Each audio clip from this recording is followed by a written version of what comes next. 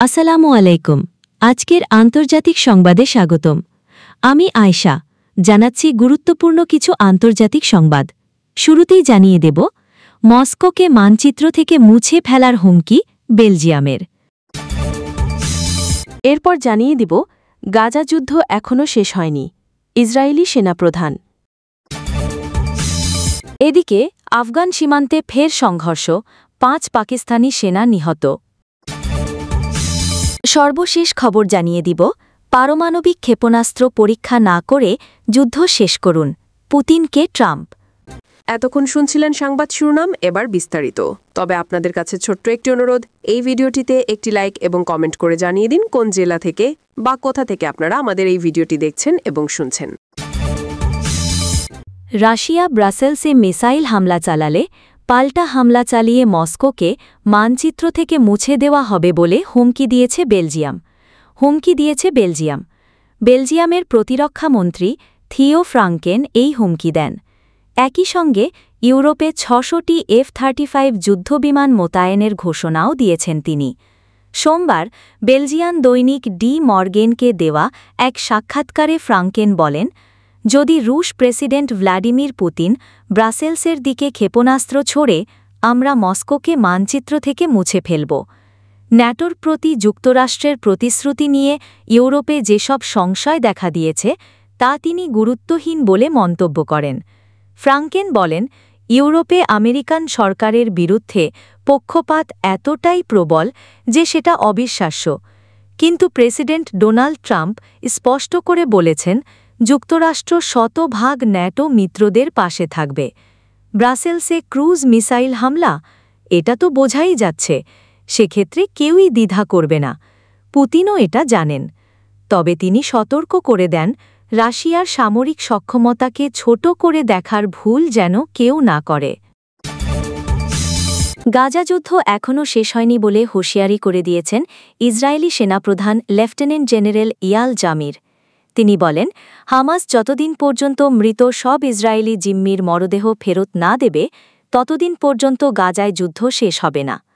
সোমবার জেরুজালেমে ইসরায়েলের প্রতিরক্ষা বাহিনীর IDF লেফটেন্যান্ট কমান্ডার পদমর্যাদার ইউনিট কমান্ডারদের সম্মেলন হয়েছে।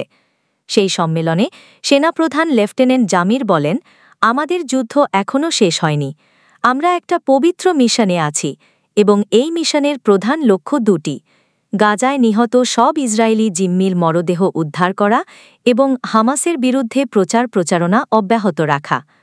তিনি বলেন, IDF অতীতকে কাঁধে নিয়ে ভবিষ্যতের দিকে তাকায়, যা আমাদের নৈতিক ও পেশাগত কর্তব্য। আমরা অবশ্যই তা সাহস ও দৃঢ়তার সঙ্গে পালন করব। পাকিস্তান আফগানিস্তান সীমান্তে নতুন সংঘর্ষে 5 পাকিস্তানি সেনা নিহত হয়েছেন।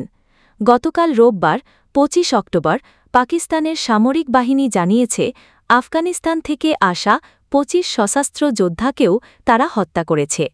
সেনাবাহিনী বলেছে, কুরাম ও উত্তর ওয়াজিরিস্তান জেলায় তেহরিক-ই-তালেবান পাকিস্তান TTP সন্ত্রাসীদের অনুপ্রবেশ চেষ্টা ব্যর্থ করেছে।